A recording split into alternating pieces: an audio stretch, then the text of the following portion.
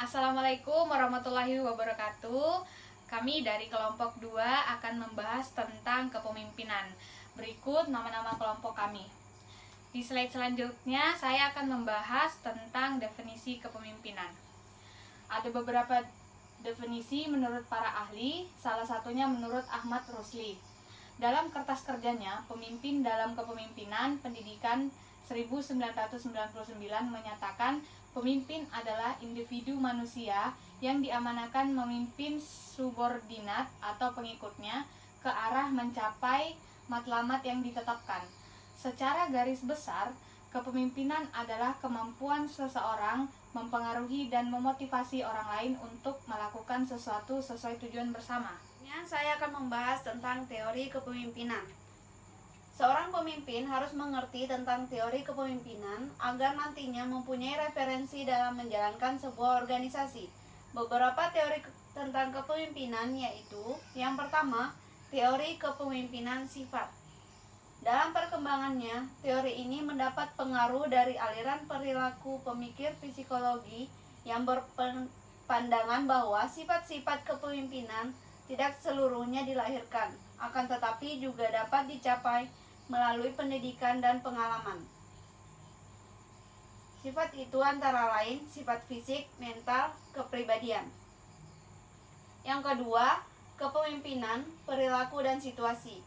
Perilaku seorang pemimpin yang mendasarkan teori ini memiliki kecenderungan ke arah dua hal. Yang pertama yang disebut dengan konsiderasi, yaitu kecenderungan seorang pemimpin yang menggambarkan hubungan akrab dengan bawahan. Yang kedua disebut struktur inisiasi, yaitu kecenderungan seorang pemimpin yang memberikan batasan kepada bawahan. Yang ketiga, teori kewibawaan pemimpin. Kewibawaan merupakan faktor penting dalam kehidupan kepemimpinan, sebab dengan faktor itu seorang pemimpin akan dapat mempengaruhi perilaku orang lain, baik secara perorangan maupun kelompok, sehingga orang tersebut bersedia untuk melakukan apa yang dikehendaki oleh pemimpin. Yang keempat yaitu teori kepemimpinan situasi. Seorang pemimpin harus merupakan seorang pendiagnosa yang baik dan harus bersifat fleksibel sesuai dengan perkembangan dan tingkat kedewasaan bawahan. Dan yang terakhir yaitu teori kelompok. Agar tujuan kelompok atau organisasi dapat tercapai, harus ada pertukaran yang positif antara pemimpin dengan pengikutnya. Di sini saya akan menjelaskan tentang gaya dan tipe kepemimpinan. Gaya kepemimpinan adalah cara seorang pemimpin bersikap, berkomunikasi, dan berinteraksi dengan orang lain dalam mempengaruhi orang untuk melakukan sesuatu. Beberapa gaya kepemimpinan antara lain: yang pertama, otokratis; yang kedua, partisipasif; yang ketiga, demokrasi; dan yang keempat, kendali bebas.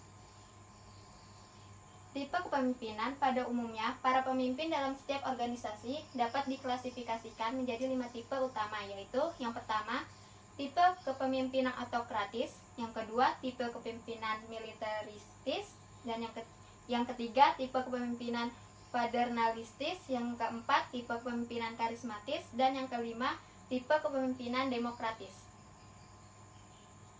Fungsi pemimpin. Pada dasarnya, fungsi kepemimpinan memiliki 2 aspek, yaitu fungsi administrasi, yakni mengadakan formulasi kebijaksanaan administrasi dan menyediakan fasilitasnya. Yang kedua, fungsi sebagai top manajemen, yakni mengadakan planning, organizing, staffing, directing, commanding, dan controlling. Selanjutnya saya akan membahas tentang syarat-syarat kepemimpinan. Ada 3 hal penting dalam konsepsi kepemimpinan. Yang pertama adalah kekuasaan. Kekuasaan ini merupakan otorisasi dan legalitas dalam memberikan wewenang kepada pemimpin untuk mempengaruhi dan menggerakkan bawahan agar berbuat sesuatu dalam rangka penyelesaian tugas tertentu.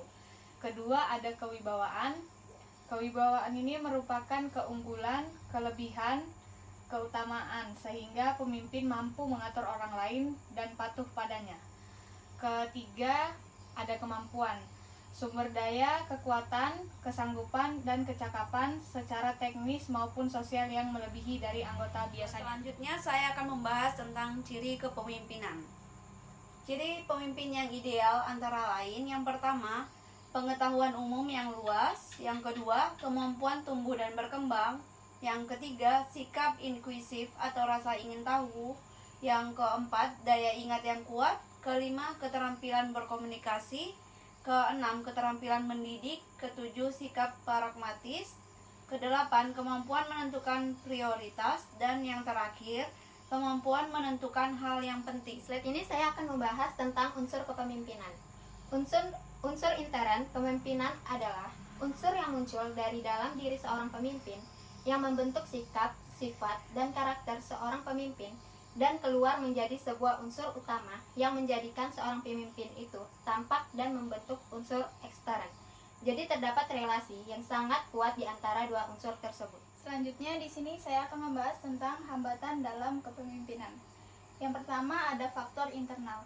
Kurangnya motivasi dari pemimpin itu sendiri, emosi yang tidak stabil, tidak percaya diri, takut dalam mengambil risiko, terbatasnya kecakapan pemimpin. Yang kedua ada faktor eksternal. Tidak adanya dukungan dari orang terdekat, tidak adanya dukungan dari bawahan, dan terlalu banyak tekanan. Selanjutnya kesimpulan. Kepemimpinan adalah kemampuan seseorang untuk mempengaruhi dan memotivasi orang lain untuk melakukan sesuatu sesuai tujuan bersama. Seseorang pemimpin yang baik harus memiliki integritas, intelektual, inteligensi, skill atau kemampuan, memiliki power atau dapat mempengaruhi orang lain, mau belajar dan mendengar, dan siap dikritik. Sekian presentasi dari kami. Kurang dan lebihnya mohon dimaafkan. Wassalamualaikum warahmatullahi wabarakatuh.